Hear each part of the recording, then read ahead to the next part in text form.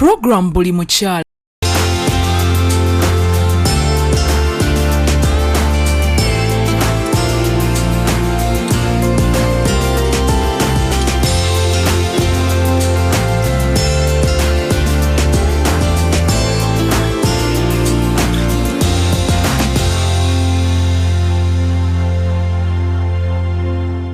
President Yoweri Kaguta Museveni, President w'eggwanga lya Uganda, musajja mukulembeze mujaasi ate munnabyabufuzi amanyikiddwa mu nsi yonna. Oweekitiibwa President musajja mufumbo era mukyala we ye First Lady Honorable Minister Oweekitiibwa Janet Kataha Museveni. Awamu balina abaana baabwe bana: Natasha Museveni Kalugire, Diana Museveni Kamuntu, Patience Museveni Lwabogo ne Muhoozi Kainerugaba. Omuwala omukulu mu maka ga President muganzi nnyo eri kitaawe era balabiddwako mu bifo bingi bombiriri n'emirimu egimu bagikwasaganya nga taata n'omwana. Omuwala ono ye Natasha Museveni Kalugire, kyokka yadde nga bwe gutyo bwe guli, mukyala alina amaka ge, abaana be n'omwami we gwagondera. Mu puroguramu Buli Mukyala, Natasha atutunuza mu bulamu bwe ng'agamba nti okubeera omwana wa pulezidenti tekimuganye kukuuma mpisa omukyala yenna owa bulijjo ze yandisaanye okuba nazo. Welcome with me, Natasha. Hello, my dear. Hello. Thank you so much for honoring our invite. It's an honor that I share and also that my viewers share. Yes, Natasha, you are known to be your dad's and your mom's favorite child. It's all over. Is this true? Is this an allegation? No, I don't. It's not true. As I mentioned earlier, I was saying that they managed to balance out their children, their love for all their children. So no. I am not the favorite. I think we're all favorites in different ways. Okay, please. Natasha, your family life has been written about. It's been, you know, everybody has read it like a book. They teach about your family in school. We know the president, we know that, you know, you've made history, you've made stories wherever you've been. But going back to your childhood, especially the time when you're in Sweden and your dad was back here in the Liberation War, did Sweden ever feel like home? Tell us about your childhood. Was it easy?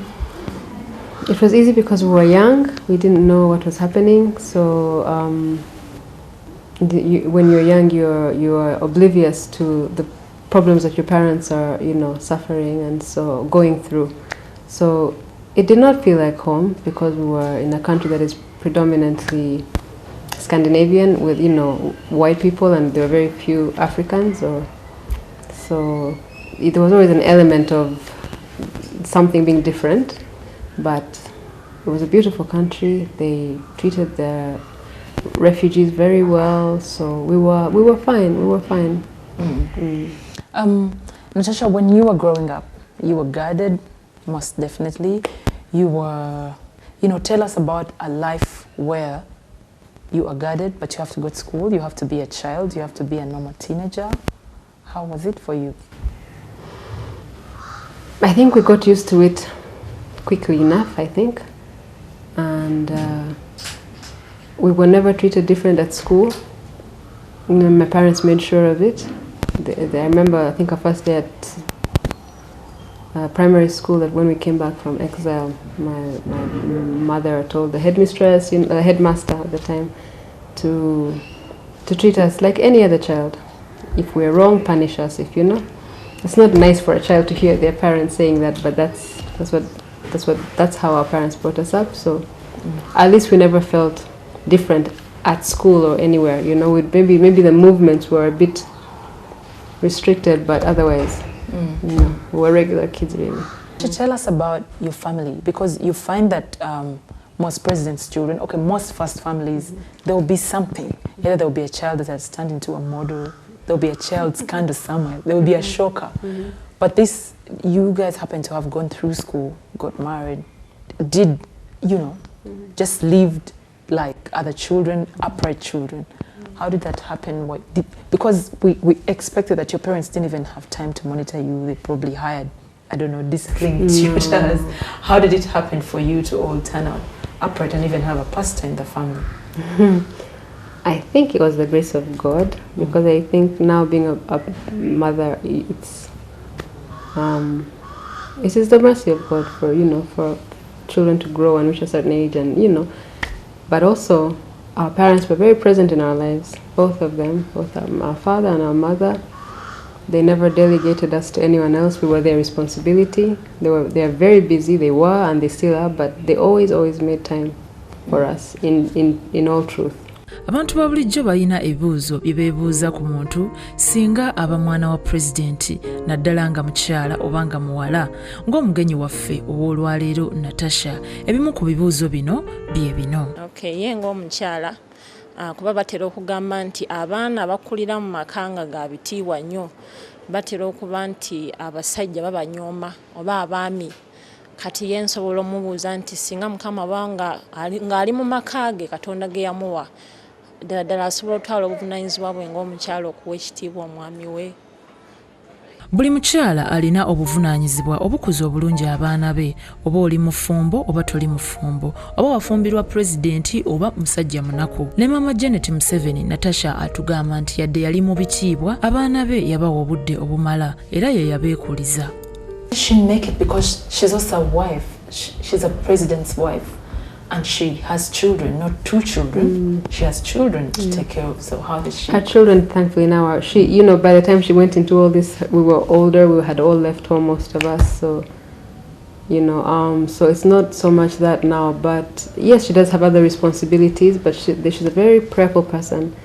She's very good at time management. She's very precise on a lot of things, and she takes her work really seriously. But your parents both being in politics, especially your dad's position, how did politics not take that away from the family? Because the family is so Christian and politics is vicious. It has lots of things in there. How did it not take that away from you to the point that you even have a pastor who was an established church and people come to pray and it's lasted years? How did that happen? you see, how can I put this? My father, for instance, never brought work home. He's someone who can switch off, in that he will do what he has to do and do it with everything. And then when he would be with his family, with my mom and us, he would be our dad just, and he would, what's the word? He would, they instilled anyway, they invested a lot in us as parents, as people, time. They gave us time, they gave us attention, you know. So politics was never in our home, ever. Our home was just our family life, family talk, family. So nothing, I thank God that nothing could rob us of that. Abangi balowooza nti abaana ba pulezidenti baba n'ebyejo era baba banafu kuba buli kimu weekiri. Naye Natasha kino akimenyawo, agamba nti kitaabwe musajja mukambwe talina malala era takuza baana byejo. Natasha agamba nti kitaabwe yadde pulezidenti yabakuliza mu mpisa era mu ddiini. How have you and your siblings been able to grow without flying on your parents' wings, you know? How have you been able to establish yourselves? I understand you are a fashion designer, besides what you do now. Patience is this, Brigadier Moses in the army. How have you managed not to just be president's kids? I don't know. I think, you see, for us, it's just that we've always seen Mzee and Mama. They are our parents. They are the parents of the nation, you know. But they're also our parents, so we don't see them as president and first lady and then ourselves as something else. So we have always been a family. When we need help from each other, by the grace of God, there's someone to help you, whether it's a sibling, whether it's our parents.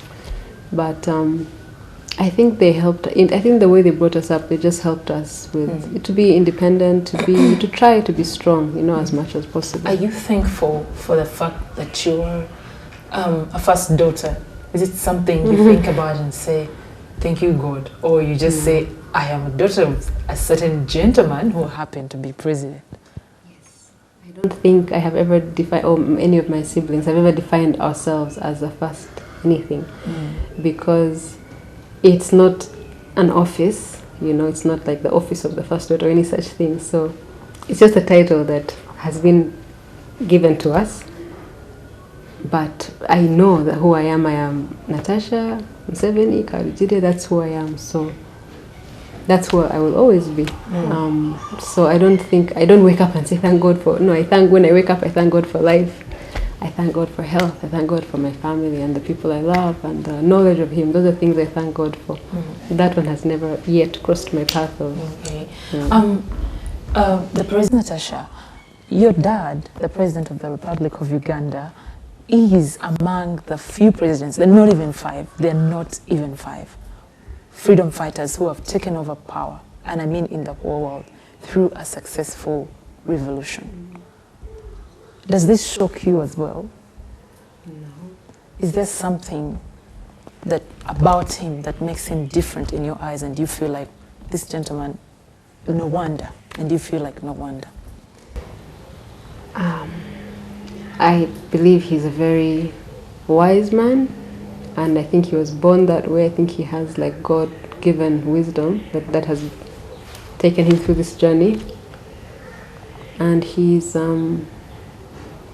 different from many people in that he's a very patient person. So I think patience is an amazing virtue not many people have, and he has that, and it helps him to keep level-headed when he should probably not be. He should be, you know, reacting and passionate, but he will always be in control of his emotions.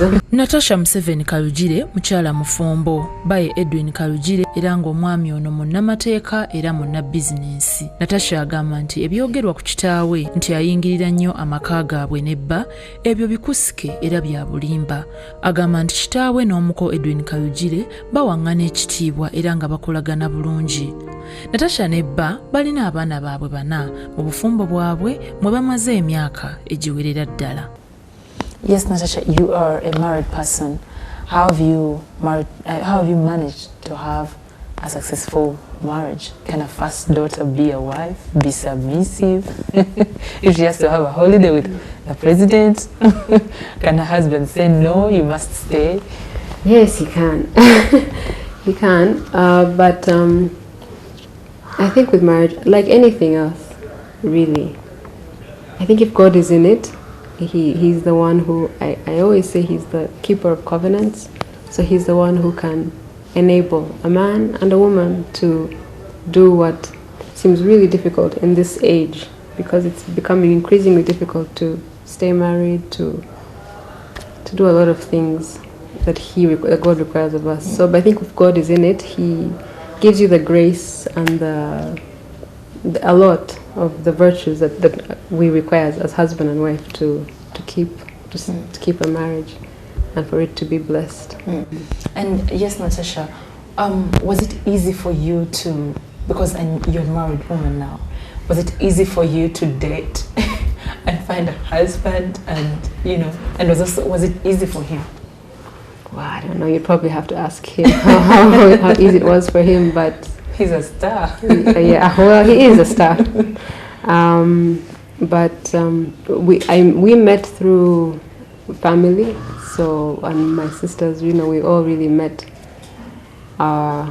each other through family. So because we never used to go out much, but when God has a will, He puts people in place so that it happens, So it happened perfectly. Amen. For all of us. Kyokka agamba nti omulembe guno abafumbo era n'abantu abali mu mukwano baagadde nnyo ebyamangu ewatali bugumiikiriza yadde ekiviiriddeko okusasika kw'amaka ag'enjawulo.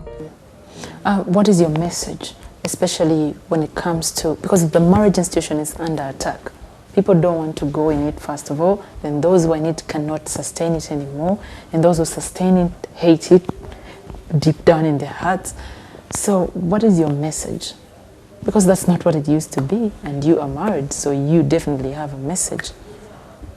I think my message is the one I've just told you, but I think maybe what we don't have that our parents had was patience, because we live in an age of, I think, instant everything. Instant connection, instant coffee, instant satisfaction, it has to happen like. So if it doesn't happen, it feels like, I don't need this, so I can move on. But in our parents' time, you know, they kind of stuck things out longer, and then the fruits of it, you'd see it years down the road, you know, maybe not immediately, maybe it was not easy in the beginning, maybe, you know, but there was more patience in the generations before us, which is lacking now. I'm not that old that I can give really that much advice, but for me, I think that's it. That's special. You're very right, because we are not a patient generation. It's demand after demand.